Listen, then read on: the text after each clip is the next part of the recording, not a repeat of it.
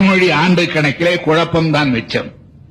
நாம் மாதத்திலும் நமக்கு விழாக்கள் இல்லை, தமிழனுக்கு விழாக்கள் இல்லை. சித்திரை தொடங்கினால் சித்ரா பௌர்ணமி என்கிறோம். அதை கூட சித்திரை நிலவு என்று சொல்வதில்லை, சித்ரா பௌர்ணமி என்கிறோம். வைகாசி என்றால் விசாகம் என்கிறோம். ஆனி என்றால் ஆனி திருமஞ்சனம் என்கிறோம். ஆடி மாதம் என்றால் ஆடி பூரம் என்று அதற்கு ஒரு உற்சவம் கொண்டாடுகிறோம். ஆவணி என்றால் ஆவணி அவிட்டம் என்று யாரோ பூணூர் போட்டுக்கொள்ள நாம் அதை விழாவாக கொண்டாடி கொண்டிருக்கிறோம். புரட்டாசி என்றால் ஒவ்வொரு சனிக்கிழமையும் விரதம் இருக்கிறோம், நவராத்திரி கொண்டாடுகிறோம். ஐப்பசி என்றால் தீபாவளி, கார்த்திகை என்றால் தீபம், மார்கழி என்றால் அது அறவே அது பீடை மாதம் என்றே ஒதுக்கிவிட்டோம். கீதையிலே கண்ணன் சொன்னான், மாதங்களில் மார்கழியும் நானே என்று.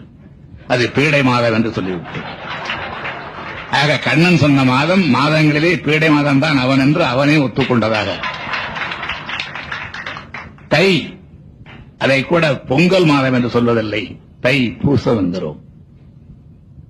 மாசி மகம் என்கிறோம். பங்குனி உத்தரவு என்கிறோம். இப்படி மாதத்திற்கு ஒரு விழா, தமிழனுக்காக அல்ல, நட்சத்திரங்களுக்காக.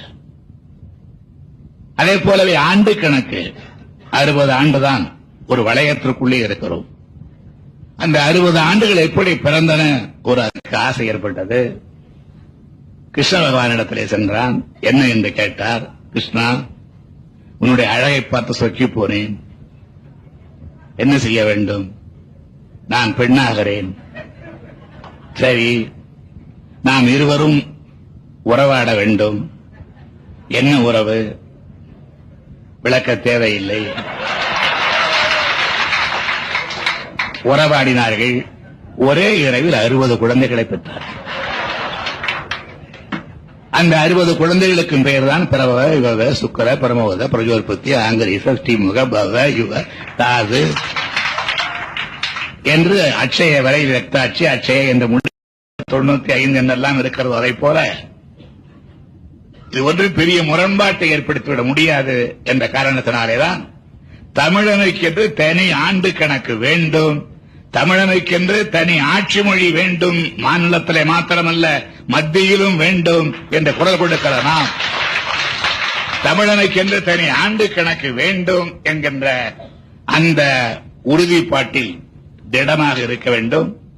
அது வெற்றி பெறுகிற வரையிலே நாம் அதற்காக பணியாற்ற வேண்டும். அதற்கு புலவர் பெருமக்கள் எல்லாம் உறுதுணையாக இருந்திட வேண்டும் என்று